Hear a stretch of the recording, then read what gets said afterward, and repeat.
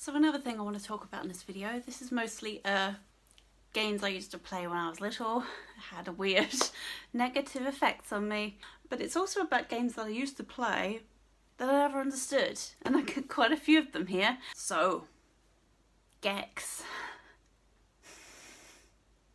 This, another game I loved playing, didn't get very far, found it very hard, found it very disturbing. Just disturbing. I just don't know what it is about these older games, but they really trigger a disturbing part of my brain. I hated the horror areas. Oh my god.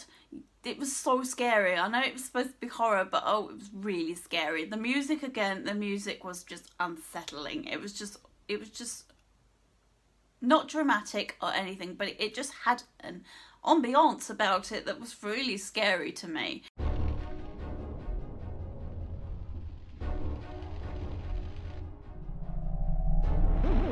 Hi, I'm here for the real world interview.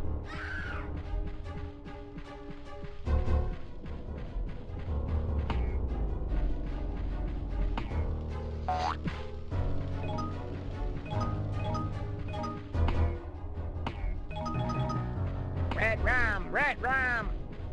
And the fact there was this ghost, you had to go into the light, there's this ghost floating around, it's a sheep with a skull, and it's floating around, and you step into the light, and you go towards the torch, and it like lunges at you, and you go into the light, and it starts spinning around you, its head going around, and it doesn't like the light. But I was just stood in this light with this ghost spinning around me. So I was just stood there, paralysed in fear with this ghost going around me. I didn't know what to do. I was like, if I leave and this attacks me, I will just die. I would just want everything to just end now. Just crawl into a little hole, bury myself and just never return, because that's just fucking scary. But I played this a lot, this game. Didn't really know what to do other than I knew what I needed to do, but I couldn't do it. It was hard. It was a hard game. Quick the Thunder Rabbit on the Amiga. Another game I played to death.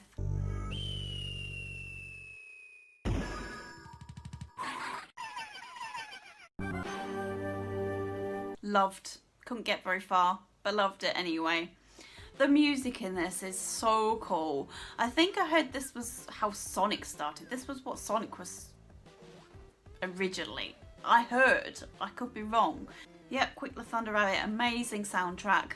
The music in the bonus stages was so intriguing, but there was something about it that was also very threatening to me. So I remember the music here, and you had to like get up a rising screen, and you had to just go up ledges and avoid things. It was a hard-ass game, again, old game that was really hard. But I loved the music, I loved the idea of it, I loved Quick as a character. It was just a very cool game to me. I played this a lot, even though I couldn't get very far. Fury of the Furries. Obsessed with this game, absolutely obsessed with it when I was younger. I loved it so much. It was such a good game. It was like a little puzzle game. You had 4 different furries, I think. You had a blue one that could swim, a yellow one that could shoot fire. Was it the red one that could shoot? I think the yellow one could eat through rock. You had a green one, who was my personal favourite, who could spin webs. He was like a little spider. And then there was a red one. I think he shot fireballs. He was like the way you could destroy enemies. And there were certain points where you could only be a certain furry.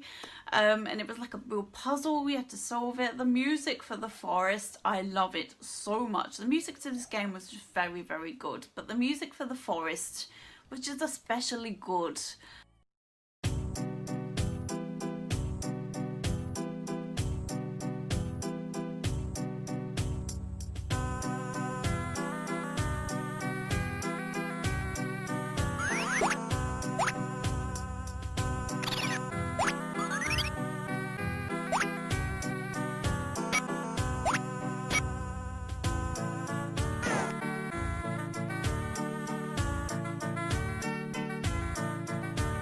And it was just such a simple game, but it was so good, so addictive, Music was amazing, the level design was very cool, and I just really had a good time with this game. Didn't complete it, but oh my god, I played it to death. It was so cool. One of my favourite Amiga games. I loved it so much. I've written down some games here that I played and I remember now, but fuck me, they were so weird. There was a game called Fat Man. Looking for this, there really isn't that much about it. You could turn into a pig with wings in this, if I recall. Fuck, that was weird. There was also a game called Pinky where you had to collect eggs. You were like a weird alien thing, and you had to sit in this like vehicle with one wheel, and it could go up on a leg. You had to find eggs. Couldn't do very much of it, but it's a game I played. Liked the idea, liked the concept of the game. I liked the character. I liked just the game, but I didn't play very much of it at all. It was hard. Didn't get it. Didn't understand. Fat Man also. What the fuck? It was like a superhero. Really fat guy. You get so many people be triggered now when they fat man. You can't say that. That's fat shaming. But Boba and Stick. Fucking hell. This is a game. No, I didn't fucking get it at all. You just put your stick in a tree. That's all I remember from it.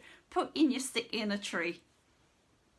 I sort of remember the character is he had a stick, but the only thing I remember, putting your stick in a tree hole, and you had to use it as a ledge, I think.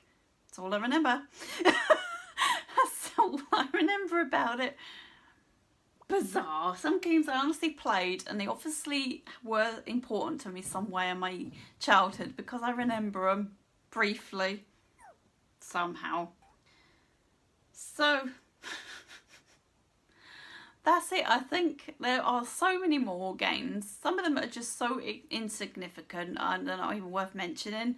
And there's some that I remember very, very briefly, but not enough to really talk about. But holy shit, there was some wild games on the Amiga.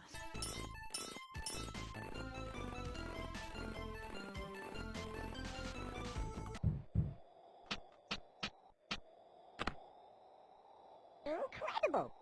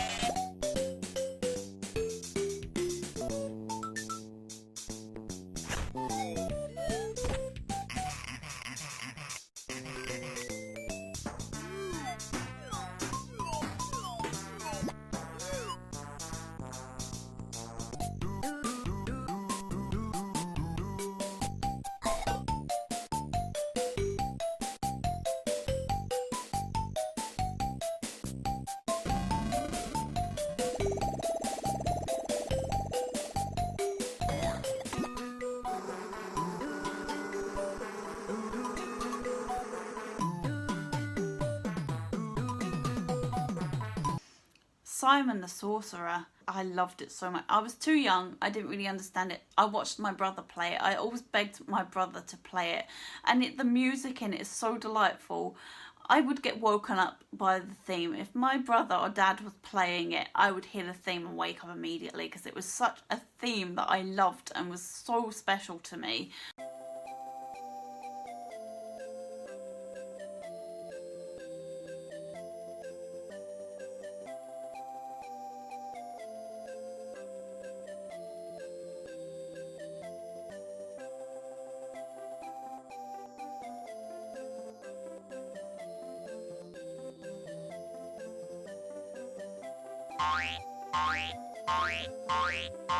For my first trick, pulling the dog out of the hat.